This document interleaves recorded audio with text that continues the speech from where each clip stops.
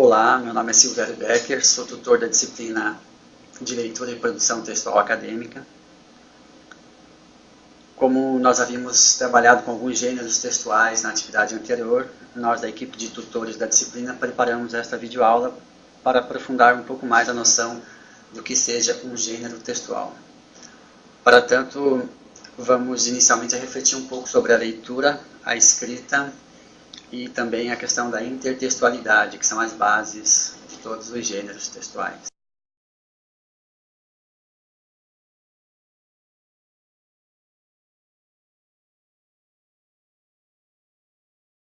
Mais que decodificar códigos, nós também lemos o mundo e construímos significados a partir daquilo que lemos. Lemos textos, placas, gestos, a própria natureza, os olhares. Alguns textos apresentam várias possibilidades de leitura e a construção dos sentidos, então, se dá por meio da relação dialógica que o leitor estabelece entre enunciados, discursos e textos, revelando que existe uma multiplicidade inumerável e ilimitada de sentidos possíveis.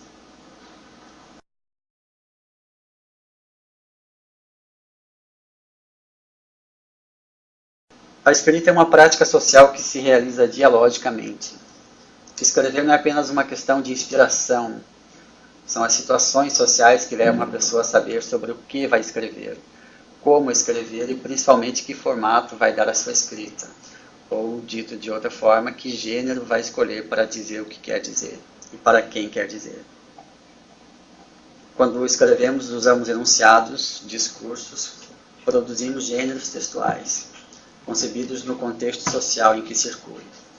O gênero produzido sempre responde a uma necessidade social e surge sempre a partir da reelaboração de outros gêneros, ou seja, a partir de uma intertextualidade. A partir disso, vamos tentar compreender o que sejam gêneros textuais a partir do pensamento de Bakhtin e também de Bassermann.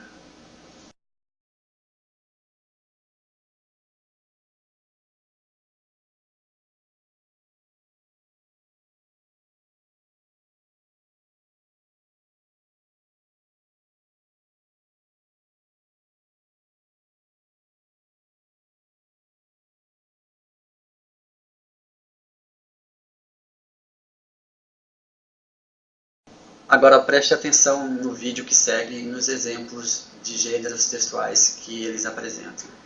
Quando falamos já nos gêneros textuais, a gente está dizendo que os gêneros são os textos reais. Real em termos de existência mesmo, aqueles textos que eu toco. Em termos de uso deles, eles têm o quê? Qual o objetivo? De regular a nossa vida. Se você parar para pensar, se texto é tudo que tem comunicação entre emissor e receptor, como nós vimos anteriormente, o que acontece? Toda vez que eu tenho um texto real na nossa sociedade, toda vez que eu tenho uma comunicação, eu tenho um texto. Então, por exemplo, se você vai fazer uma entrevista de emprego, você não vai com a mesma roupa que você vai assistir um futebol no final de semana. Isso faz diferença. Aquela roupa, ela é uma forma de comunicação, ela vai fazer diferença. Vai para uma entrevista de chinelinho de dedo. Então, isso é um texto também e regula a vida em sociedade. Então, tudo que está à nossa volta, que nos permite comunicação hoje, é chamado de gênero textual, porque é a realidade e que tem um uso social.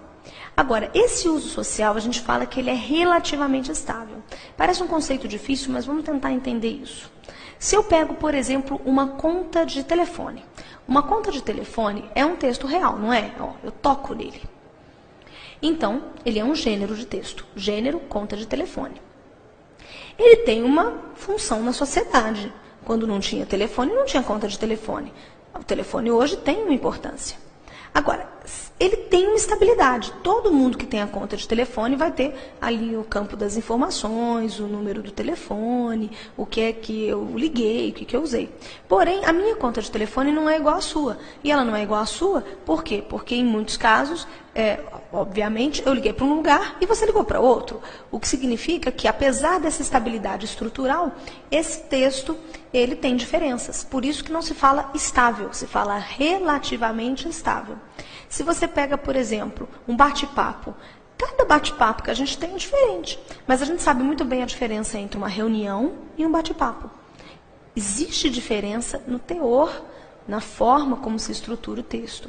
Então, todos têm um uso social, até a fofoca é um gênero. Existem pesquisas que mostram a importância da fofoca na sociedade. Então, são textos que têm um uso social e que têm uma certa estabilidade. Uma fofoca, por exemplo, a pessoa normalmente começa, ela te fala assim, nossa, eu nem te conto. A pessoa te fala, nem te conto, você já sabe, vai me contar uma fofoca. Então, tudo isso é parte.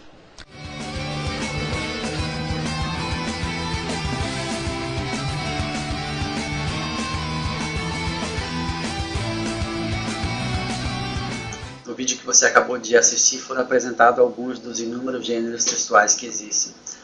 Mas ainda resta uma questão que é preciso saber para a compreensão de um gênero textual. Para clarificar um pouco melhor essa ideia, vamos assistir uma parte de uma entrevista do professor Luiz Carlos Travaglia, professor de Língua Portuguesa e Linguística e pesquisador do Instituto de Letras e Linguística da Universidade Federal de Uberlândia. O professor Travaglia é considerado uma autoridade nesse assunto.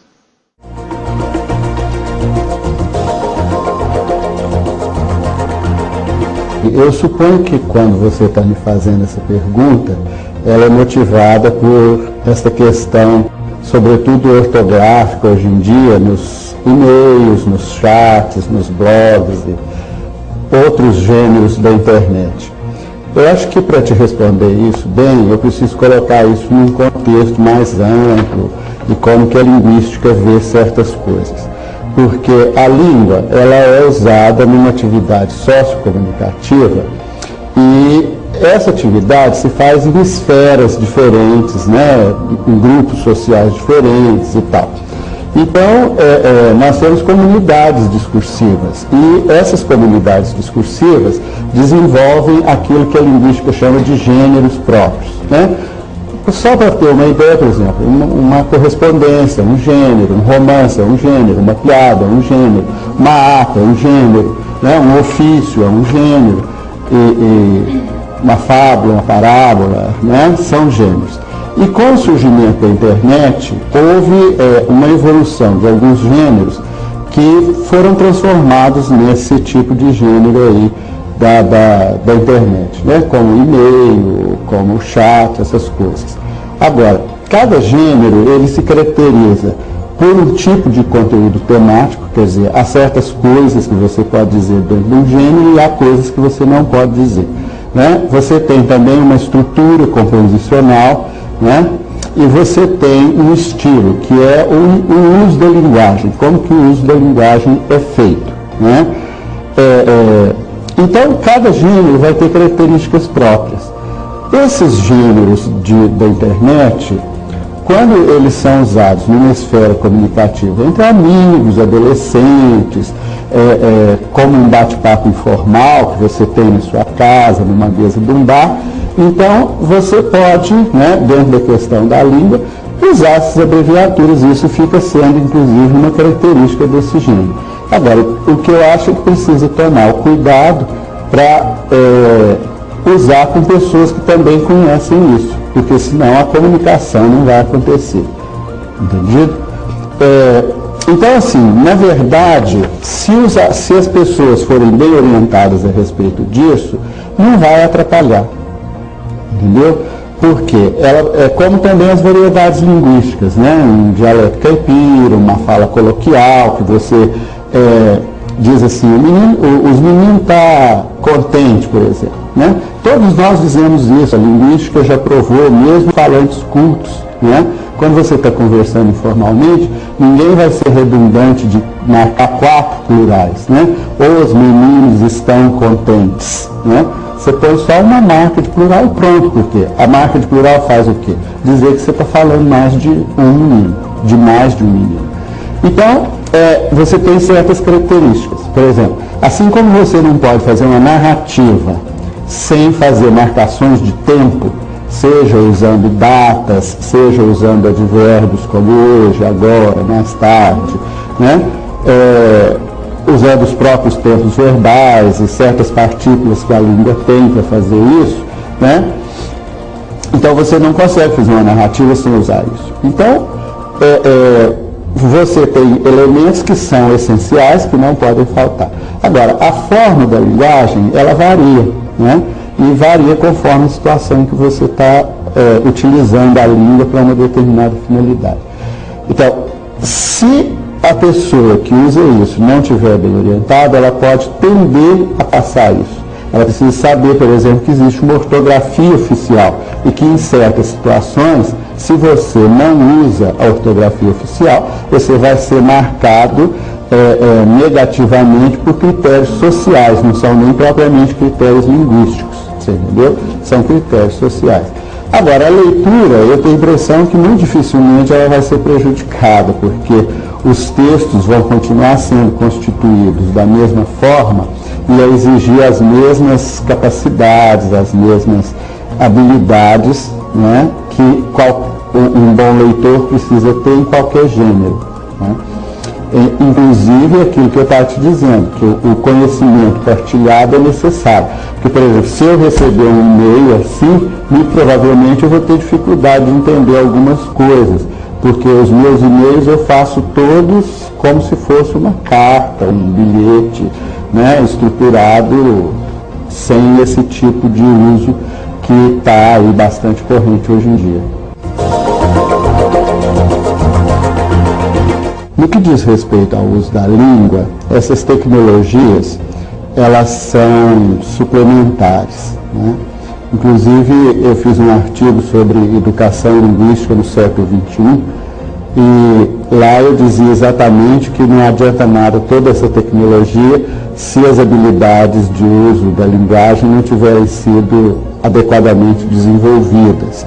Porque se você não tiver aquela competência comunicativa, como nós dizemos, você não vai conseguir utilizar nada disso. Agora, evidentemente, a escola precisa acompanhar e preparar as pessoas em termos de habilidades, né? Hoje a gente dá muito mais ênfase ao desenvolvimento de habilidades do que ao desenvolvimento ao acúmulo de conhecimento. Porque o conhecimento está crescendo, né, de uma forma tão grande que não adianta você na escola você dar aqueles conhecimentos básicos, mas a pessoa tem que ter a habilidade de sempre buscar os conhecimentos.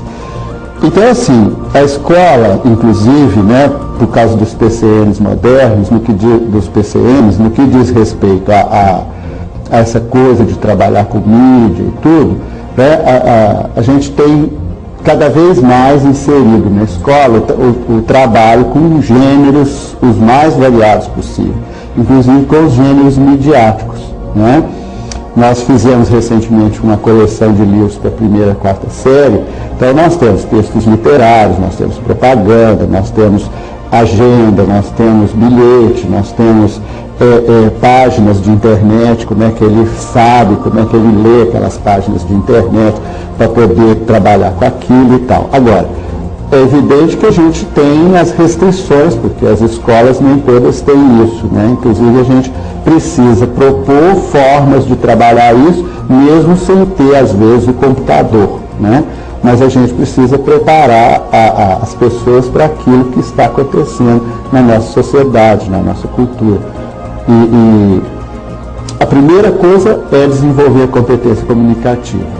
E a segunda coisa, para desenvolver essa competência comunicativa, nós temos que trabalhar com aquilo que tem aí hoje de uso da língua, inclusive esses gêneros novos, né, de internet e tudo mais, mas não são só, esses gêneros não surgem só na internet, né, porque essas categorias de texto, inclusive, elas vão se modificando na história da língua, né, na história da sociedade.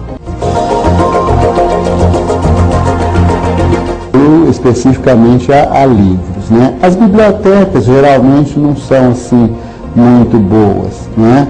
Mesmo porque falta um pouquinho de investimento nisso e tal, né? Mas tem se tentado colocar uma variedade grande de material nas bibliotecas, né? Tanto de revistas, jornais, né? Panfletos, folhetos, não só mais a obra literária, né? Mas também livros de biografia, livros de informação científica, as revistas semanais, todas essas. Como você pode observar, segundo o professor Travaglia, para que a comunicação seja efetiva, é preciso que a estrutura de cada gênero seja observada. Ele apresentou alguns elementos que caracterizam cada um dos gêneros textuais, como a função, que diz respeito ao conteúdo temático relacionado à função social que o gênero exerce, a composição, ou seja, uma linguagem adequada ao tipo de gênero que se está usando, o conteúdo, que é o conhecimento efetivamente partilhado entre o emissor e o receptor, ou entre o autor e o leitor, o objetivo, que também é a observação do público-alvo, e o canal, que é o local onde o gênero vai circular, ou vai ser vinculado. Para fixar um pouco melhor essas categorias apresentadas pelo professor Travaglia, vamos observar também o que Marcuse nos traz. Segundo ele, a nomeação ou classificação do gênero é definida pelo canal, estilo, conteúdo, composição e função. Veja esse exemplo. O e-mail é um gênero textual. Nesse caso, o canal é o meio eletrônico. O estilo é uma linguagem adequada ao destinatário. A função pode ser uma informação ou informar o destinatário a respeito de um determinado assunto. O conteúdo pode ser informações, recados, entre outras coisas. E a composição, uma mensagem sucinta e objetiva nesse caso. Bom, por fim, quero agradecer a atenção de todos. Espero que essa videoaula tenha contribuído para a compreensão do que sejam gêneros textuais.